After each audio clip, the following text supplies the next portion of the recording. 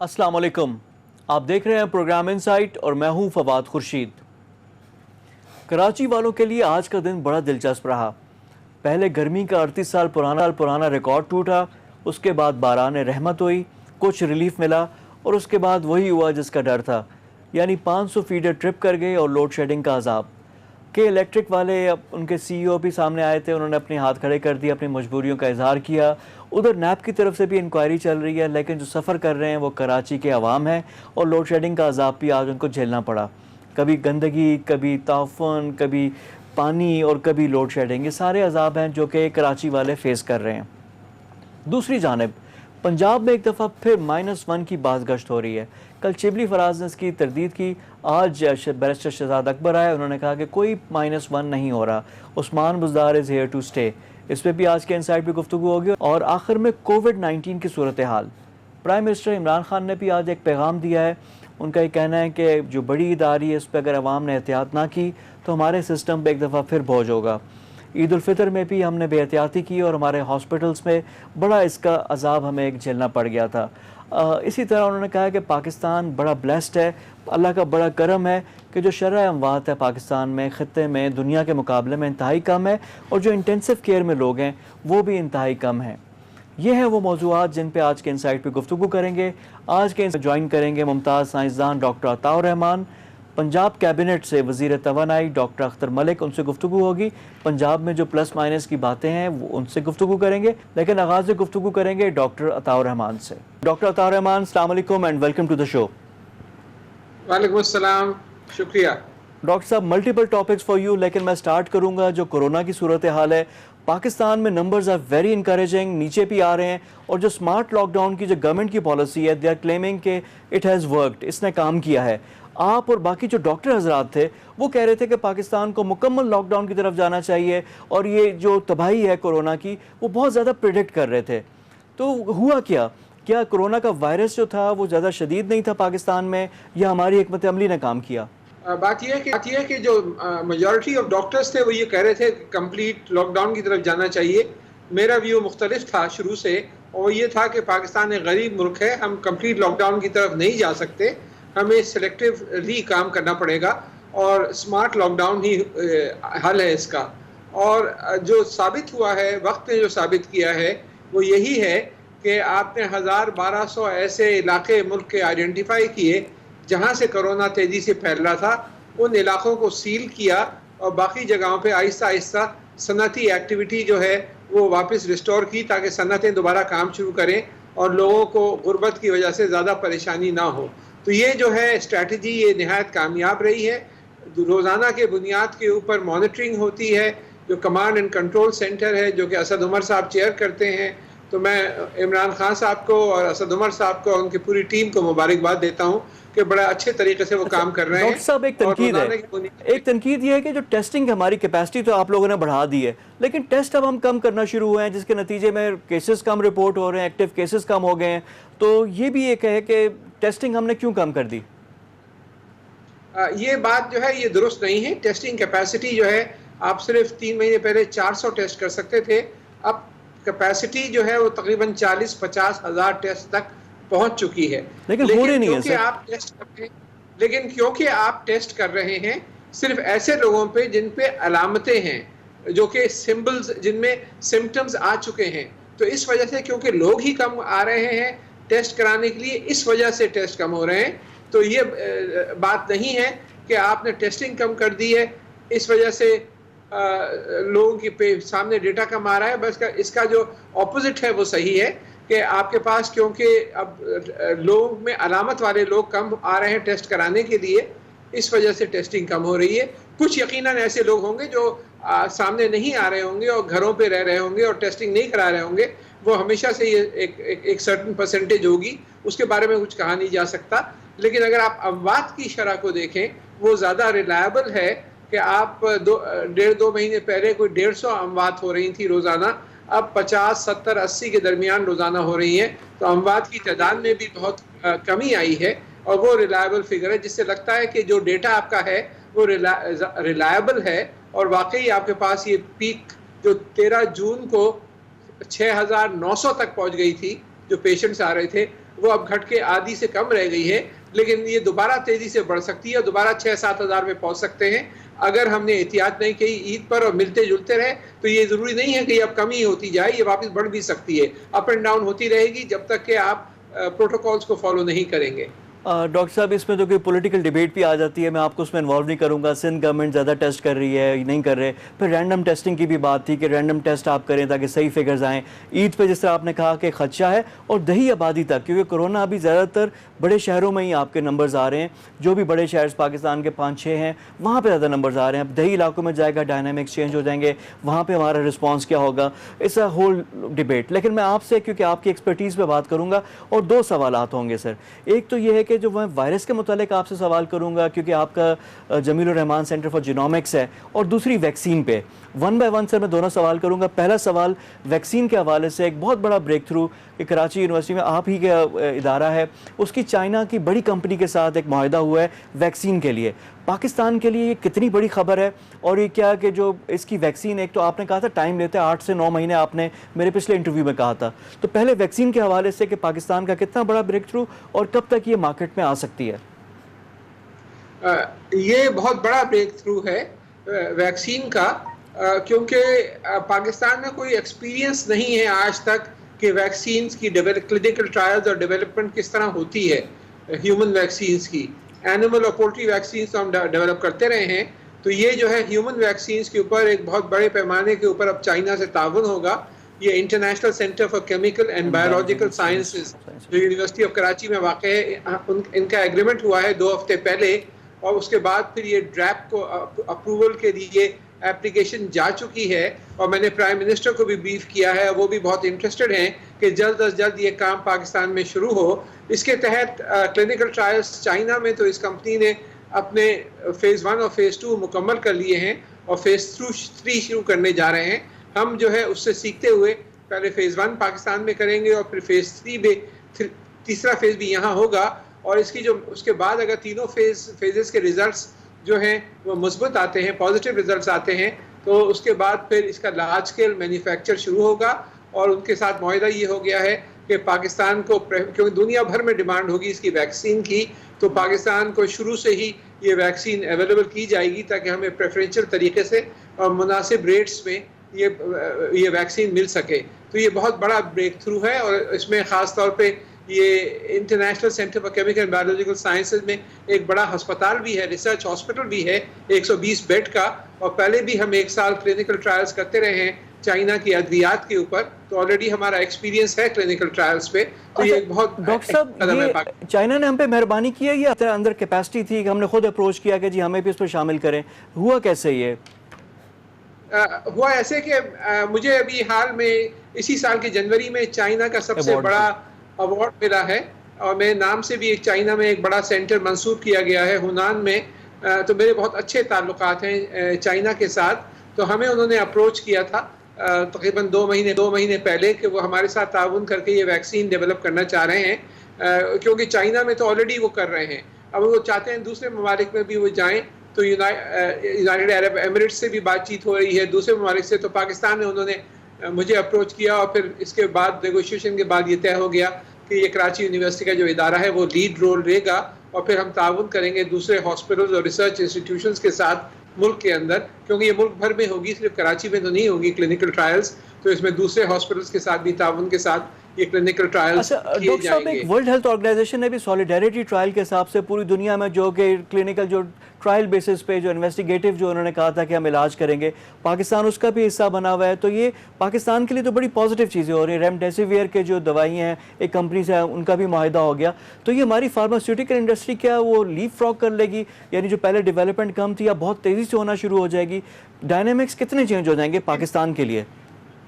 جی امید یہی ہے کہ ہم جو ہے اس سب ڈیولپمنٹس کی وجہ سے مستفید ہوں، اور یہ جب اس کے کلینکل ٹرائلز کمپلیٹ ہو جاتے ہیں تو ہماری کوئی فارماسیوٹیکل کمپنی کو ہی بیچ میں آنا ہوگا تاکہ وہ اس کو مارکیٹنگ کرے، اور میں چاہوں گا کہ اس کی مینوفیکچرنگ ٹیکنالوجی پاکستان میں ٹرانسفر ہو تاکہ ہم یہاں سیکھے بھی کہ لارج اسکیل ویکسین ڈیولپمنٹ اس کے لیے کس طرح کی جاتی ہے، اس کے لیے خاص GMP فیسلٹیز چاہیے ہوتی ہیں، وہ ہمیں اویلیبل کرنی ہوں گی. لیکن اس بہت اہم ایریا ہے کیونکہ ابھی تک جتنی ویکسینز بنتی ہیں وہ ہم باہر سے امپورٹ کر رہے ہیں. بچوں کی ویکسینز وغیرہ ہمارے پاس جو ہے وہ قابلیت وہ کیپیبلٹی نہیں ہے کہ یہاں پہ ہم ویکسینز ڈیولپ کریں. تو اس سے بہت فائدہ ہوگا پاکستان کو کہ ٹیکنالوجی ٹرانسفر ہو کے انشاءاللہ ہم ان سے ویکسین ڈیولپمنٹ کی فیلڈ میں تیزی سے آگے بڑھیں گے. اچھا ڈاکٹر عطا، سب سے پہلے آپ نے بات کی جو وائرس ہے اس کے اسٹرین کی، جینومکس جو سینٹر ہے جمیل الرحمان سینٹر کراچی یونیورسٹی میں ہی ہے، وہاں پہ آپ نے کہا تھا کہ جو پاکستان میں وائرس ہے اس کا جو اسٹرین ہے اس کے کچھ جو آپ کے سیگمنٹس ہیں وہ ڈفرینٹ ہیں انٹرنیشنل جو وائرس ہے وہ شروع میں ہم نے کیا ہوا تھا، اس کے بعد کوئی اس پہ پیش رفت کوئی ڈیولپمنٹ کوئی خبر نہیں آئی. تو وہاں پہ کیا ہے اس وائرس کی جو ریسرچ ہو رہی ہے کہ یہ کس طرح ہے؟ کہا جا رہا ہے کہ پاکستان کا جو وائرس ہے اتنا شدید نہیں ہے، جو امریکہ اور باقی دنیا میں جو اموات ہوئی ہیں پاکستان میں نہ ہونے کی یہ وجہ ہے. کیا یہ صحیح ہے؟ نہیں، یہ صحیح نہیں ہے.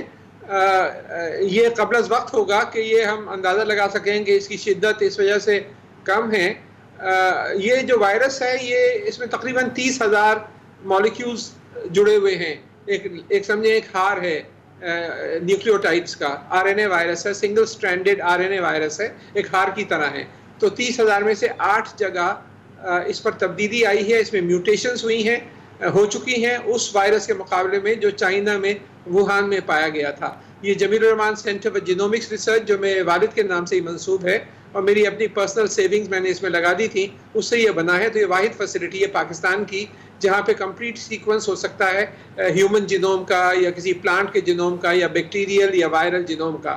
اب ہم نے 100 جینوم پروجیکٹ شروع کیا ہے کہ 100 الگ الگ سیمپلز ہم ملک کے مختلف کونوں سے لیں اور پھر دیکھیں کہ وہاں سے جو وائرسز موجود آ رہے ہیں ان میں بھی اسٹرکچر میں کہاں کہاں تبدیلیاں ہوئی ہیں اور ان تبدیلیوں کے اثرات جو ہیں اس کے بیہیویئر پہ کیا ہو سکتے ہیں. ڈاکٹر صاحب جو آپ بات کر رہے ہیں کہ یہ بڑا ایک یعنی ریسرچ کا دائرہ کار بڑھا رہے ہیں کہ یعنی پورے ملک سے سیمپل آئیں گے، پہلے کراچی اس میں پھر اس کی اسٹڈی ابھی ہونا ہے. اٹس ٹو ارلی ٹو سے کہ جی اسٹرین ڈفرینٹ ہے. یہ تو ایک وائرس کا بھی ہمیں پتہ چل جائے گا، ویکسین پہ بھی ہو گیا، لیکن اس کا کووڈ کی وجہ سے پاکستان کو ایک ویک اپ کال بڑی اچھی ملی ہے. آپ 2-3 امپورٹنٹ ٹاسک فورس بھی ہیڈ کر رہے ہیں، ٹیکنالوجی ڈریون جو آپ کا ہے نالج اکانومی کا انیشیٹو، اس کے لیے بھی اس میں بڑی ہیلپ ہوگی کووڈ کے لیے کہ ہم جس طرح ہم نے وینٹیلیٹرز بنانے شروع کر دیے، ڈیزائنز ہیں، پروٹوٹائپس آنا شروع ہو گئی ہیں، ڈفرینٹ سولوشنز ہیں وہ ہیں. اس کے علاوہ اور کیا کووڈ کی وجہ سے پاکستان میں پازیٹیو ہم کر سکتے ہیں؟ اس وقت جو ہے صورتحال یہ ہے کہ جو ٹیکنالوجی ڈریون نالج اکانومی کا ٹاسک فورس جو کہ پرائم منسٹر خود چیئر کرتے ہیں، میں وائس چیئرمین ہوں اور اس میں 5-6 فیڈرل منسٹرز بھی ممبرز ہیں جس میں minister of finance, planning, education, science and technology, IT، telecom etcetera. تو اس کے ٹاسک فورس کے تحت کوئی 120 ارب روپے کی پروجیکٹس اس وقت مختلف مراحل میں ہیں. کچھ اپروو ہو گئی ہیں جس میں PM یونیورسٹی جو PM ہاؤس میں اسلام آباد میں بننی ہے وہ شامل ہے، بہت بڑے آرٹیفیشل انٹیلیجنس سینٹرز شامل ہیں. لیکن کووڈ کی کیونکہ بات کر رہے ہیں تو ایک جو ونڈو کھلی ہے آج، جو کھڑکی کھلی ہے وہ یہ کہ ایک بہت بڑا خزانہ موجود ہے بہت سارے ایسے کورسز کا جو MIT، Stanford, Harvard, ییل، university of California, school level پہ خان اکیڈمی کے کورسز. تو میں نے ان سے پرمیشن لے کے سب کو ایک جگہ جمع کر لیا ہے. ایک نئی ویب سائٹ لانچ ہوئی ہے، اس کا ایڈریس ہے www.lej اور پھر نمبر 4 learning learning.com.pk. میں ریپیٹ کرتا ہوں www.learning.com.pk. اس میں آپ کو 50-60 ہزار کورسز ملیں گے. کوئی رجسٹریشن نہیں ہے، کوئی پیمنٹ نہیں ہے اور ہمیں بلینڈڈ لرننگ کی طرف جانا چاہیے. تو ایک بہت بڑی پروجیکٹ اسی ہماری ٹاسک فورس نے 6 ارب روپے کی پروجیکٹ ورچوئل یونیورسٹی کے لیے منظور کی ہے تاکہ ہم بلینڈڈ ایجوکیشن کی طرف جا سکیں، نہ صرف اپنے اساتذہ سے سیکھیں اسکول، کالج اور یونیورسٹیز میں، بلکہ ہم دنیا کے بہترین دماغوں سے مستفید ہوں اور ان کے لیکچر سنیں اور وہ پھر ہمارے اس کے اندر سموئے جائیں اور امتحان بھی ان کی بنیاد پہ دیے جائیں. تو we can leapfrog into the future. اچھا ڈاکٹر صاحب، اس پہ پھر آپ سے اپیل یہ ہے کہ چند لاکھ کر کے اس کی تشہیر کر دیں، کیونکہ اس ویب سائٹ کے بارے میں اتنا لوگوں کو بھی نہیں معلوم. تو یہ تو اگر اتنی بڑی نالج کی ایک یعنی ریسورس موجود ہے، اس کو تو بالکل تشہیر کرنی چاہیے، سب پورے ملک کو اس کا فائدہ اٹھانا چاہیے. آج کل لوگ گھروں میں ہیں تو یہی یہاں سے کورسز کریں، اپنی ویلیو ایڈیشن، اپنی جو کیپیسٹی ہے اس کو بڑھائیں.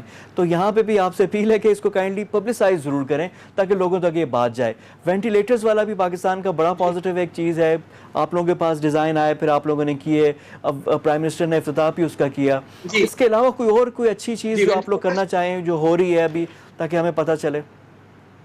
جی جو وینٹیلیٹرز کا جو افتتاح کیا وہ اسمبل ہو رہے ہیں ٹرکش کمپنی سے، مجھے پتہ چلا ہے تعاون کے نتیجے میں جو پرائم منسٹر نے افتتاح کیا. لیکن بیسک مینوفیکچر کی طرف بھی ہمارا ٹاسک فورس جو کرونا وائرس کا ٹاسک فورس ہے منسٹری آف سائنس کا، اس کا میں چیئرمین ہوں. تو ہم نے ایڈورٹائز کیا تھا، 50 ماڈلز آئے تھے، 3 شارٹ لسٹ ہوئے، ان کے پروٹوٹائپس ڈیولپ ہوئے ہیں اور وہ بھی اب اپروول کے پروسیس میں ہیں. تو وہ بھی بیسک مینوفیکچر بھی انشاءاللہ شروع ہو جائے گا. تو ہمیں تیزی سے اس طرف بڑھنا چاہیے، نالج اکانومی کی طرف. اور یہ ساری چیزیں جو ہم باہر سے امپورٹ کر رہے تھے یہ ملک میں بنے اور ایکسپورٹ ہو، تاکہ پاکستان جو ہے یہی راستہ ہے پاکستان کو آگے بڑھنے کا اور ترقی کرنے کا انشاءاللہ. اچھا ڈاکٹر صاحب، یہاں پہ جس سے آپ نے بات کی، ہمارے پاس یوتھ کی ایک یعنی اتنا بڑا بلج آیا ہوا ہے اور وہ ڈگریاں وہی روایتی کر رہے ہیں. تو ان کو کس طرح مجبور کریں کہ وہ اس ٹیک کی سائڈ پہ آئیں، انفارمیشن ٹیکنالوجی کی طرف آئیں، اس طرح کے چھوٹے چھوٹے جو کورسز ہیں کر کے اپنی انہانسمنٹ کریں، ای کامرس کی طرف آئیں، پوری ریسورسز ہیں اس کا فائدہ اٹھائیں. اور پھر اس کے ساتھ میں 2 ڈیولپمنٹس کی طرف آپ کی توجہ اور آپ سے اس پہ ایک کامنٹ بھی چاہوں گا. ایک تو پاکستان جو جی پی ایس سسٹم ہے، ہم امریکہ پہ ڈیپینڈ کرتے تھے. اس میں یہ تھا کہ خاص کر دفاعی لحاظ سے کہ اگر ہم کچھ بھی کریں تو جی پی ایس جو آج کل پورا بیس ہی اس پہ کرتا ہے وہ امریکہ کے ہاتھ میں تھا. وہاں سے اب ہم چائنا کی طرف شفٹ ہو رہے ہیں. بیدو جو ان کی سیٹلائٹ ہے سسٹم ہے جی پی ایس کا، اس پہ ہم جا رہے ہیں. اور دوسرا جو آپٹک فائبر کا لنک آ گیا ہے سی پیک کے تحت، اب خنجراب سے پنڈی تک پہنچ گیا، پورے ملک میں پھیل رہا ہے. تو یہ کتنا بڑا اس کا امپیکٹ آئے گا اور ہمارے جو یوتھ کے لیے کیا کیا اپورچونیٹیز اور کیا کرنا چاہیے ان کو مجبور کرنے کے لیے؟ جی یہ بہت اہم سوالات کیے ہیں آپ نے. سب سے پہلے تو جو ہمارا جو یوتھ ہے اس وقت جو اپورچونیٹیز ہیں وہ اس طرح کی کبھی نہیں تھی. میرے نوجوانی میں اس طرح کی اپورچونیٹیز نہیں تھی جو آج آپ کے پاس ہیں. اگر آپ کے اندر تڑپ ہو، پیاس لگی ہو تو پوری دنیا آپ کے سامنے ہے، آپ دنیا سیکھ سکتے ہیں. ہمیں چاہیے اسی لیے کہ ان کورسز سے جو ہے دنیا بھر کے کورسز آپ کے پاس موجود ہیں، ان سے استفادہ کریں. یونیورسٹی سسٹم بدلنا چاہیے کہ لوگوں کو فزیکلی جانے کی ضرورت نہیں ہے یونیورسٹیز میں، بلکہ وہ ان کورسز سے سیکھیں. صرف پریکٹیکل ایگزامینیشنز اور پریکٹیکل ٹریننگ کے لیے یونیورسٹیز میں جائیں. اور ساری یونیورسٹیز کو اجازت دینی چاہیے کہ وہ آن لائن کورسز شروع کریں، تاکہ اس وقت جو ہم نے لمٹ کر رکھا ہے کہ صرف وہی لوگ جو ایڈمیشن لیتے ہیں، لوگ گھر پہ بھی بیٹھ کے بہت کچھ سیکھ سکتے ہیں. اور اگر ان میں سیکھ لیا ہے انہوں نے گھر بیٹھ کے کورسز، تو صرف ایک امتحان ہی تو لینا ہے. تو ورچوئل یونیورسٹی کا ماڈل یہی تھا کہ آپ جو ہے لاکھوں اسٹوڈنٹس کو انرول کریں. تو ایک تو یہ ہم کر سکتے ہیں. دوسرے جو آپ نے سیٹلائٹ کی بات کری، تو جب میں منسٹر تھا آئی ٹی اور ٹیلی کام کا تو پاک سیٹ 1 میں ہی لے کر آیا تھا، پہلا سیٹلائٹ تھا وہ. یہ جو اب جی پی ایس کی جو شفٹ ہو رہی ہے یہ بہت بڑا ایک ونڈو کھل رہی ہے. ایک تو خدشات تھے لوگوں کو کہ سیکیورٹی کے، کہ ہم جو ہے جو کچھ ہم کمیونیکیٹ کر رہے ہیں وہ سارا کا سارا جو ہے وہ باہر لیک ہو رہا ہے اور وہ غلط استعمال نہ ہو. انٹرنل کانفیڈینشیل جو ہماری کمیونیکیشن ہے وہ کانفیڈینشیلٹی رہے. تو ایک تو اس کا یہ پہلو ہے. دوسرا یہ جو فائبر ہے یہ آپ لے کے تو آ رہے ہیں، لیکن ابھی بھی شہروں کے اندر مسائل ہیں. رائٹ آف وے کے بڑے مسئلے ہیں کہ یہ جو ہے شہروں کے اندر جو مختلف جو آرگنائزیشن ہے اس کی اجازت نہیں دیتی. تو ہمیں ایک تو شہروں تک لانا ہے، گاؤں تک لانا ہے، اور پھر اندر شہروں کے اندر جو پرابلمس ہیں ان کو بھی حل کرنا ہے. تو جو ہمارا ٹاسک فورس ہے آئی ٹی اور ٹیلی کام کا، جس کا میں کو چیئرمین ہوں، اس میں بھی ہم اس پہ کام کر رہے ہیں تاکہ پینیٹریشن بھی ہو، تاکہ ہائی اسپیڈ انٹرنیٹ ایکسیس اور پھر 5G کی طرف ہم بڑھ سکیں اور تیزی سے اس سے مستفید ہو سکیں. اس پہ بہت تیزی سے کام ہو رہا ہے. ڈاکٹر صاحب، دنیا بدل رہی ہے اور پاکستان بھی بدلے. بہت اچھی اپورچونٹی مل گئی ہے کہ اب ہمیں زیادہ لمبا کام نہیں کرنا پڑے گا، نہ کوئی بڑی فیکٹریاں لگانی پڑیں گی. نالج والی اکانومی آ گئی ہے، اس پہ تھوڑی سی ایفرٹ، اور جو آپ نے کہا تڑپ والی بات. جاتے جاتے سر آخری یہ پرائم منسٹر کی جو یونیورسٹی جو ہے جو پرائم منسٹر ہاؤس میں بننی ہے 2023 تک فنکشنل ہو جائے گی سر؟ جی اس کا جو PC1 فارم جو ہے وہ ابھی اس کا فیزیبلٹی کے سٹیج کی منظوری دی ہے اور اس کی فیزیبلٹی سٹڈی کی جائے گی. اور پھر کوئی جو کہ 8 سے 12 مہینے میں فیزیبلٹی مکمل ہوگی. اس کے بعد میجر PC1 جو ہوگا شروع ہوگا. تو جو پاکستان آسٹرین یونیورسٹی جو میں نے اسٹیبلش کرنے کا انیشیٹو لیا تھا جو کہ ہری پور ہزارہ میں ہے، جو آسٹریا کے ساتھ مل کر کام ہو رہا ہے، وہ انشاءاللہ 6 مہینے میں شروع ہو جائے گا. اس میں کلاسز یہ تیار ہو گیا ہے. یہ بہت بڑا وینچر ہے اور اس کے اندر اسلام آباد سے، یہ ہری پور میں ہے، تقریباً اسلام آباد سے 40-50 منٹ کے فاصلے پر ہے، لیکن جو پی ایم یونیورسٹی ہے اس میں 3 سے 4 سال ابھی لگیں گے کمپلیٹ ہو کے سٹارٹ ہونے میں، کیونکہ ابھی PC1 منظوری کے مراحل سے گزر رہا ہے. ڈاکٹر صاحب تو کہیں گے کہ باقی بھی جو بڑے بڑے جو گھر ہیں نا، گورنر ہاؤسز ہیں، سندھ کا ہو گیا، پر لاہور کا ہو گیا، پنجاب کا، ان پہ بھی نظر رکھیں. جو بڑے بڑے کمشنرز کے گھر ہیں ان پہ بھی، اور یونیورسٹیاں بنائیں، لوگوں کو چینج کریں، کوئی ویلیو ایڈیشن لوگوں کے لیے بھی ہو. ڈاکٹر عطاء الرحمان، بہت شکریہ آپ کے ٹائم کا. ہمارے ساتھ موجود تھے ممتاز سائنسدان ڈاکٹر عطاء الرحمان، اور 3 امپورٹنٹ ٹاسک فورسز میں ان کی انوالومنٹ بھی ہے. جو ٹیکنالوجی پاکستان کی، جو نیا پاکستان بننا ہے ٹیکنالوجیکلی ڈریون، اس کے لیے doctor Ata Rahman is working, اور اس میں ہی از پلینگ اے کلیدی جو امپورٹنٹ رول ہے وہ اس میں ادا کر رہے ہیں. پروگرام میں وقت ہو گیا ایک بریک کا. بریک کے بعد آ کر گفتگو کا سلسلہ جاری رکھیں گے. Stay with us. بریک کے بعد پروگرام میں دوبارہ خوش آمدید. پروگرام کے حصے میں مجھے جوائن کر رہے ہیں پنجاب کے توانائی کے وزیر ڈاکٹر محمد اختر ملک. ڈاکٹر اختر ملک کا تعلق ملتان سے ہے. PP 219 سے یہ ممبر صوبائی اسمبلی منتخب بھی ہوئے. جنوبی پنجاب کی بھی بات کریں گے، کچھ اوور آل سیاست کی. عثمان بزدار کی ٹیم کے ممبر بھی ہیں، اور جب کپتان کی تبدیلی ہوتی ہے تو ٹیم پہ کیا اثر ہوتا ہے، اس پہ بھی بات. اور آخر میں توانائی پنجاب میں کیا کام ہو رہا ہے. کہ الیکٹرک کی صورتحال ہم نے دیکھی، جو سندھ والے، جو کراچی والے سفر کر رہے ہیں، وہ ایک علیحدہ چیز ہے. پھر پورے ملک کی سطح پر بھی ایک توانائی ایک بہت بڑا چیلنج ہے. عمر ایوب وہاں پہ دیکھ رہے ہیں. پھر دیامیر بھاشا ڈیم کی تعمیر، پاکستان کی جو انرجی سیناریو جو مکس ہے اس کے لیے بھی ایک بہت گراؤنڈ بریکنگ چیز ہے. اس پہ بھی کچھ گفتگو ہوگی، اور پنجاب کے منصوبوں میں بھی بات کریں گے. تو ہمیں جوائن کر رہے ہیں پنجاب کے وزیر برائے توانائی اختر ملک صاحب. اختر صاحب السلام علیکم اینڈ ویلکم ٹو دا شو. جی وعلیکم السلام، بہت مہربانی جی، بہت مہربانی. ملک صاحب، ٹو بگن ود، سیاست کی آپ سے بات کریں گے، توانائی پہ بعد میں آ کر اس کے نیٹی گریٹیز میں بھی جائیں گے. لیکن یہ ہوتا کیا ہے پنجاب میں؟ جب سے عثمان بزدار صاحب کی حکومت آئی ہے تبدیلی کی باتیں ختم ہی نہیں ہو رہی. اب شبلی فراز کو، عمران خان کو دفاع میں آنا پڑتا ہے. یہ ہو کیا رہا ہے؟ دیکھیں جی، میں کہتا ہوں کہ یہ ہر 2 مہینے بعد کوئی افواہ چھوڑ دی جاتی ہے. حالانکہ دیکھا جائے تو پوری جو ہماری پنجاب اسمبلی ہے، پوری پارلیمانی پارٹی ہے اور اتحادی جماعتیں ہیں، بارہا یہ یقین دہانی کرا چکے ہیں کہ ہمیں اس سردار عثمان بزدار پر پورا اعتماد ہے. اور دوسرا، ہمارے جو کپتان ہیں عمران خان صاحب، ان کو بھی پورا ان پر اعتماد ہے. اور کیوں نہ ہو، انہوں نے پرفارم کیا ہے. اچھا نہیں ملک صاحب، ایک بات، 6 مہینے سے سب کو ان پہ اعتماد ہے، کیا عثمان بزدار کو اپنے اوپر اعتماد ہے؟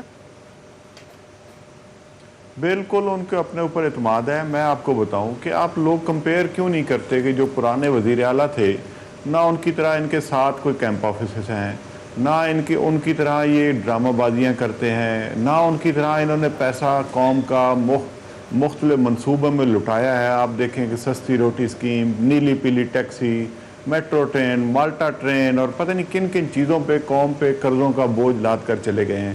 دوسری بات یہ ہے کہ انہوں نے ریکارڈ، ہماری آپ 1.5 سال کی اسمبلی کی کارروائی دیکھ لیں تو 1.5 سال میں ریکارڈ قانون سازی ہوئی ہے. پنجاب کی تاریخ میں اتنی قانون سازی نہیں ہوئی جتنی یہ ہوئی ہے. آپ دیکھیں کہ 1.5 کھرب کے قریب جو پراپرٹیز تھیں، جو قبضہ مافیا سے پاکستان بننے کے بعد سے ان سے وہ قبضہ واگزار کرایا گیا. آپ کے دیکھیں کہ جو انفراسٹرکچر پر پیسہ لگنا چاہیے تھا 30-40 سال سے، وہ اس پر نہیں لگا. انہوں نے آ کر اس پر شروع کیا. آپ ساؤتھ پنجاب پہ دیکھیں، فائنانس کی جو رنگ فائنانسنگ کی گئی ہے کہ وہیں پہ پیسہ ساؤتھ پنجاب میں لگے گا. انہوں نے ہر چیز، میں وہ کہتا ہوں کہ ایک ایک تحصیل میں یہ گئے ہیں، اور ان تحصیلوں میں بھی گئے ہیں جہاں آج تک کوئی وزیر اعلیٰ پہنچ نہیں سکا.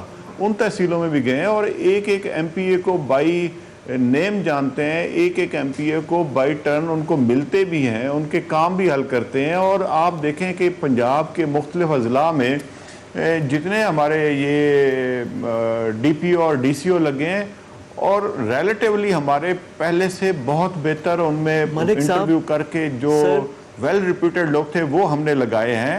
آپ ان کو دیکھیں کہ سارا ایک دم آپ کہیں کہ 40 سال والا سسٹم آپ کو 4 مہینے میں ٹھیک کر کے دے دے، یہ پاسبل نہیں ہے. میں آپ سے اسی سے میرا سوال ہے پوچھتا کہ رہتا جو ہوں، آپ کی میں بات سن رہا ہوں تو مجھے لگ رہا ہے کہ آپ کسی اور کی بات کر رہے ہیں، کسی اور صوبے کی بات کر رہے ہیں. جب میں کیونکہ ہمارے رپورٹرز بھی فیلڈ میں ہوتے ہیں, جو رپورٹ ہمیں مل رہی ہے وہ تو لوگ کوئی اور بات کر رہے ہیں, لوگ خوش نہیں ہیں سر. میں دیکھو, میں ایک گیم آف امپریشنز ہوتی ہے, اور جو ایکشنز ہوتے ہیں وہ ایکشنز سپیک لاؤڈر دین دی ورڈز. آپ کو میں بتا چکا ہوں کہ کوئی ایسا وہ ان پہ ایلیگیشن نہیں ہے جنہوں نے خود سی ایم سیکریٹریٹ کے خرچے کم کیے, جنہوں نے اللہ تللے جو جن کو نوازا ہوا تھا لوگوں کو. میں کون سا ایک, میں اکثر سوال کرتا ہوں کہ مجھے کوئی ایک محکمے کا کوئی نام اگر بتا دے کہ جنہوں نے یہ 40 سال میں اس محکمے کو ٹھیک حالت میں چھوڑ کر گئے ہوں. پاکستان میں کوئی ایک محکمہ اگر کوئی بندہ نام لے سکتا ہے کہ ایک محکمہ یہ جو دونوں جماعتیں رہی ہیں, کوئی ایک محکمہ یہ ٹھیک حالت میں چھوڑ کر گئے ہوں. اور میں ابھی ریزائن کرنے کے لیے تیار ہوں. سارا انہوں نے سسٹم جو بگاڑا ہوا تھا, اب لوگ کہتے ہیں کہ ایک دم راتوں رات ساری چیزیں ہو جائیں. بدقسمتی سے جو ہماری جو ایکسپیکٹیشنز تھی, ہمیں میجارٹی ملنی تھی 2/3 پنجاب میں اور وفاق میں, ہمیں اتحادی جماعتوں کو ساتھ لے کر چلنا پڑ رہا ہے. دوسری بات یہ ہے کہ میں پہلے بھی عرض کر چکا ہوں, جو انفراسٹرکچر پہ پیسہ لگنا چاہیے تھا اس وزیر اعلیٰ کے دور میں وہ لگ رہا ہے. آپ دیکھیں کہ پچھلے سال جو ہمارا بجٹ تھا, ہم نے 9 بڑے ہسپتال جن پر آن گراؤنڈ کام شروع ہو چکا ہے. آپ ملتان کا نشتر 2 دیکھ لیں, آپ لئیے کا MCA سینٹر دیکھ لیں, بکھر کا MCA سینٹر دیکھ لیں, آپ میاں والی کا MCA سینٹر دیکھ لیں, یہاں گنگرام ہسپتال میں 600 بیڈ کا ہسپتال پورا سٹرکچر کھڑا ہو گیا ہے. ان پہ 9 بڑے ہسپتال جو پنجاب کی تاریخ میں شاید اتنے انیشیٹو نہیں لیے گئے ہوں گے. 6 یونیورسٹیز پہ اپنا کام آن گراؤنڈ شروع ہو چکا ہے, نئی یونیورسٹیز پہ. یہ چیزیں ایسی ہیں جو کسی سے چھپائی نہیں جا سکتی, اور انشاءاللہ ان کا امپیکٹ آئے گا.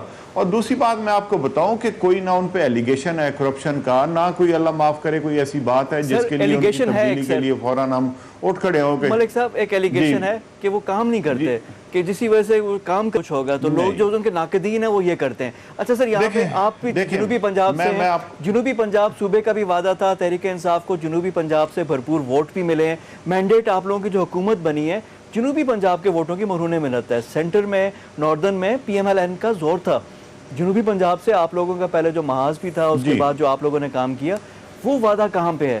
سیکریٹریٹ بمشکل بن رہا ہے, یہ ہو رہا ہے, کب ڈیلیور کریں گے جنوبی پنجاب کو صوبہ؟ دیکھیں 2008 میں جو جنوبی پنجاب کا مطلب نعرہ تھا, ہم اس وقت اسمبلی میں حصہ تھے, ہم نے یہ شروع کیا تھا کیونکہ جنوبی پنجاب کو ہمیشہ اگنور کیا جا رہا تھا. آپ پہلا دیکھیں 2008 میں جو پہلا بجٹ آیا تھا اس میں جنوبی پنجاب کا لفظ نہیں تھا. جب اس بجٹ میں اس خطے کو اگنور کیا گیا تو ہم جتنے MPs تھے ہم نے اکٹھے ہو کر اس کو ہائی لائٹ کیا, اور اگلا جو بجٹ آیا تھا, آپ کی بجٹ سپیچ اٹھا کے دیکھ لیں, اس میں جنوبی پنجاب کا انہوں نے لفظ ڈالا تھا کہ جنوبی پنجاب کو ہم یہ دے رہے ہیں, ہم وہ دے رہے ہیں, یہ چیزیں دے رہے ہیں. دیکھیں ہم نے یہ پہلی جماعت ہے جنہوں نے اپنا منشور کا حصہ بنایا تھا کہ جنوبی پنجاب کو ہم صوبہ بنائیں گے. میں پہلے عرض کر چکا ہوں کہ بدقسمتی سے 2/3 اکثریت صوبے میں بھی چاہیے, 2/3 اکثریت ہمیں وفاق سے بھی چاہیے, اور سینٹ سے بھی اپروول چاہیے. اب معاملات اس طرح ہیں کہ جب نون لیگ کی اکثریت پچھلی دفعہ تھی 2/3 صوبے میں بھی تھی, 2/3 وفاق میں بھی تھی, انہوں نے تو ایک قدم آگے نہیں اٹھایا نا. وہ تو صرف ان چکر میں پڑے رہے کہ ہم بہاولپور اور ملتان کے چکر میں ان لوگوں کو لگائے رکھیں اور جنوبی پنجاب سے ہماری جان چھوٹی رہے گی اور سارے اختیارات ہمارے پاس آ جائیں گے. آپ ریکارڈ اٹھا کر دیکھ لیں. میں عرض کرتا ہوں کہ سیکریٹریٹ کہاں پہ ہوگا, اس پہ نہیں میں بتاتا ہوں. ظاہر ہے دیکھیں بہاولپور کا ڈیفرنٹ ایشو تھا. بہاولپور والے تھے کہ ہماری اسٹیٹ کی جو پوزیشن تھی بیفور پارٹیشن وہ ہمیں بحال کر دیا جائے. ہاں جی, وہ کہتے ہیں ہماری وہ پوزیشن بحال کر دی جائے.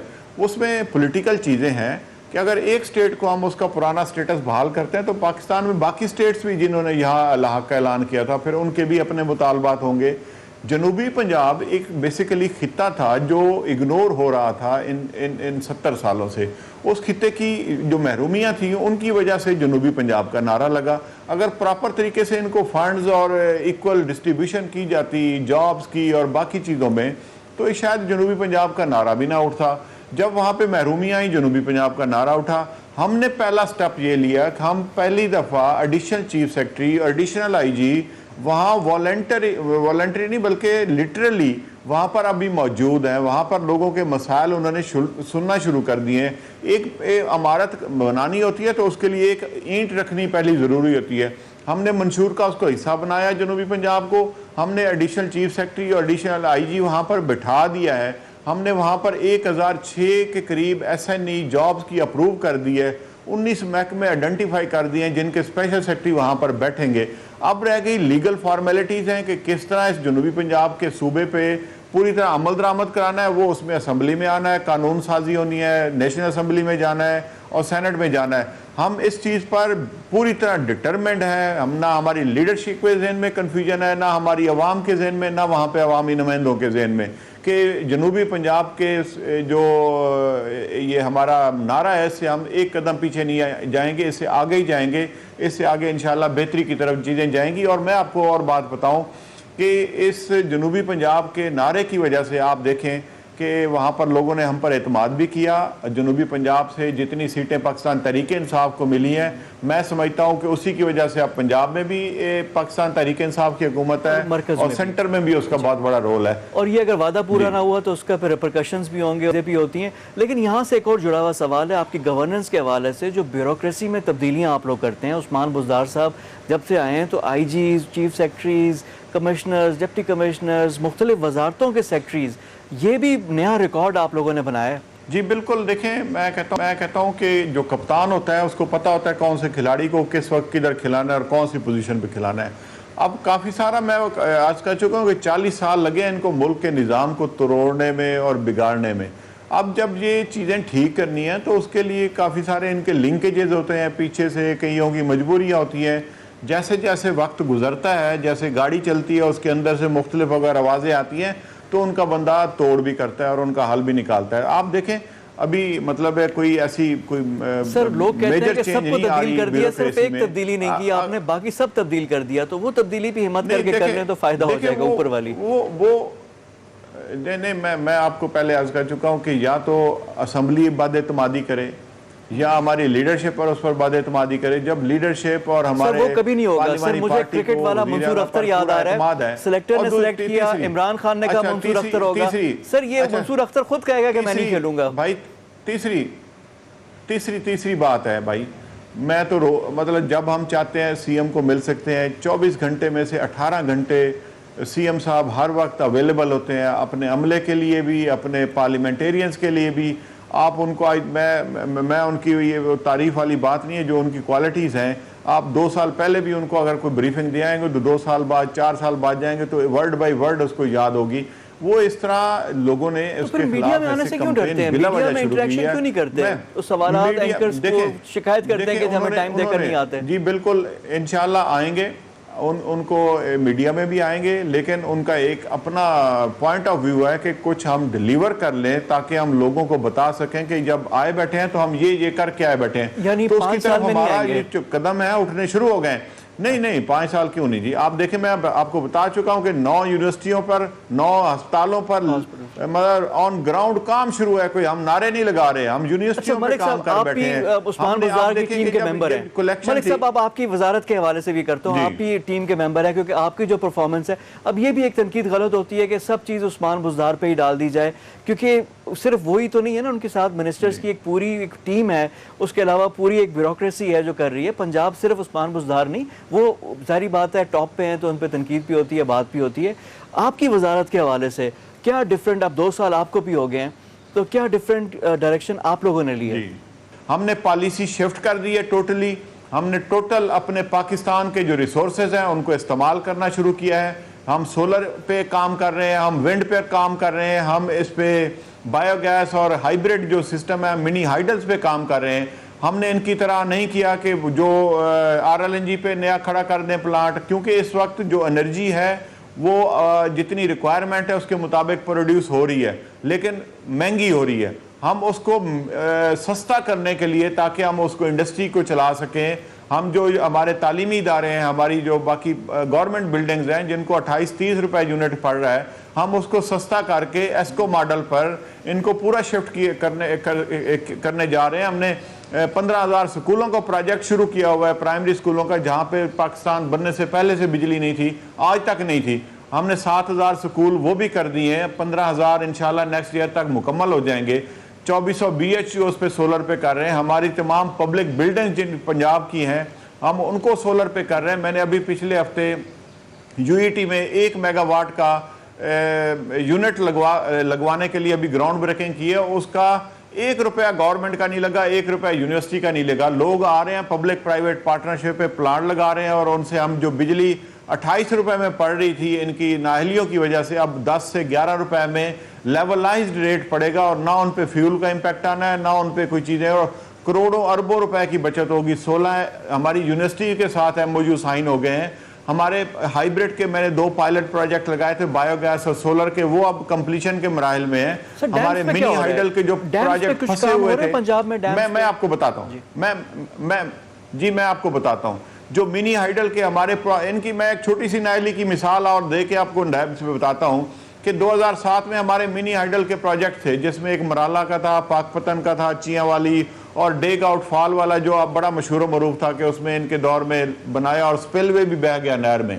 ہم نے ان کو دوبارہ جو پاکستان پہ قرضوں, آ رہی ہے آواز جی آپ کو؟ جی آ رہی ہے, جی آئی ایم لسننگ. جو قرضوں کے جو قرضوں پہ قرضے کے پیسے سے بننے تھے اور 2011 میں مکمل ہونے تھے, 2012 سے ہم ان کی قسطیں دے رہے ہیں, لیکن ان کو آ کر میں نے سٹارٹ اب کروایا اور 2 انشاءاللہ اس دفعہ سٹارٹ ہو جائیں گے. 39 منی ہائیڈل ہیں جو ہماری کیپٹو موڈ میں ہم لے کے جانا چاہ رہے ہیں, اور انشاءاللہ اس پہ کام ہم نے آن گراؤنڈ شروع کیا ہوا ہے. بس یہ کرونا کی وجہ سے 2-4 مہینے شاید ڈیلے ہوگا, لیکن انشاءاللہ ہم سٹریم لائن ہے. ہم نے جو پیسہ یہ پھنسا کر چلے گئے تھے, ایسے پروجیکٹ, میں آپ کو ایک جھنگ کی مثال دوں کہ یہ پروجیکٹ انہوں نے کھڑا کر دیا اور جس چیز پہ چلنا تھا اس کا بندوبست نہیں کیا. جب ہم گئے کہ جی ہمیں گیس, انہوں نے کہا جی ہمارے پاس تو نہ کیپیسٹی ہے نہ ہم منگوا سکتے ہیں, اور چائنیز گورنمنٹ کے ایمبیسڈر میرے دفتر آ کے بیٹھ گیا کہ جی اس سے تو ہمارے گورنمنٹ ٹو گورنمنٹ جو ریلیشن ہے وہ افیکٹ ہوں گے, آپ کیا کر رہے ہیں. میں نے کہا جو ہم یہ پچھلے کیے ہوئے لوگوں کا بھگت رہے ہیں, تو اس کو ہم نے وہ سارا پبلک منی پہلے نمبر پر سیو کی, اور نئے پروجیکٹ جو رینیویبل پہ ہیں, جو پاکستان سے ہی بننی ہیں چیزیں, انہی پر ہم نے شروع کیا. ابھی ہم سولر کا انڈسٹری مینوفیکچرنگ پلانٹ بھی لگا رہے ہیں. یہ آپ دیکھیں گے ہم جیلوں کو پہ لگا رہے ہیں, ان پہ جیلوں پہ سولر لگا رہے ہیں. 30 ارب کے قریب پنجاب حکومت کے بجلی کے بل ہوتے ہیں, ہم ان کو سولر پہ شفٹ کر رہے ہیں. ہم ان کے جو ہمارے AC/DC آفس, پبلک آفس ہیں, ہم یہ سیکریٹریٹ ہے, اس کو ہمارا GOR ہے, اس کو ہم یہ سارا اس پہ کر رہے ہیں. اب رہ گئی ڈیمز کی بات. یہ سارے نعرے تو لگاتے رہے کہ جی ڈیم بننے چاہیے. پریکٹیکلی جس کے سر سیرا بندنا ہوتا ہے وہ عمران خان ہے, کہ جنہوں نے بھاشا ڈیم کے لیے پیسہ بھی وہاں پر ان کو ایلوکیٹ کیا, اور وہاں پر جا کر فزیکلی کام بھی شروع کروا کر آئے ہیں. ہمارے 2 پنجاب میں یہ CPEC کے 2 پروجیکٹ ہیں, آزاد پتن اور کروٹ والے, ان پر بھی آن گراؤنڈ ہمارا کام شروع ہو گیا ہے. یہ وہ چیزیں ہیں جن کا لانگ لائف میں, لانگ ٹرم میں پاکستان کی قوم کو اور پاکستان کو فائدہ ہونا ہے. ہم نے وہ نیلی پیلی ٹیکسی, سستی روٹی جو میں پہلے بتا چکا ہوں, اس پہ ہم پیسہ نہیں لگا رہے. کوئی پیسہ قوم کا 1-1 روپیہ امانت ہے, سوچ سمجھ کر, پھونک کر. ہم نے تو ان کے قرضے لیے ہوئے, جو انہوں نے لیے ہوئے تھے سارے $100 ارب کے قریب, ان کی قسطیں ہم 2 دے چکے ہیں. یعنی ملک صاحب توانائی پہ تھوڑا سا پنجاب میں یعنی کام ہو رہا ہے, اور جو آپ نے کہا کہ ایک اچھی ڈائریکشن, آپ جو اسٹریٹجی شفٹ ہے وہ آپ کا رینیوبل سولر کا, آپ نے کہا کہ جو اسکول بلڈنگز ہیں, جو ہاسپٹلز ہیں, جو گورنمنٹ کی بلڈنگز ہیں, ان کو آپ سولر کی طرف لے کر جا رہے ہیں, اور منی ہائیڈرو کے پروجیکٹس جو ڈیمز ہیں وہ بھی ہو رہے ہیں. تو یعنی کہ مثبت پیش رفت ہے, کیونکہ انرجی آگے اکانومی کو ڈرائیو کرتی ہے. بہت شکریہ آپ کے ٹائم کا. میرے ساتھ موجود تھے وزیر توانائی ڈاکٹر محمد اختر ملک.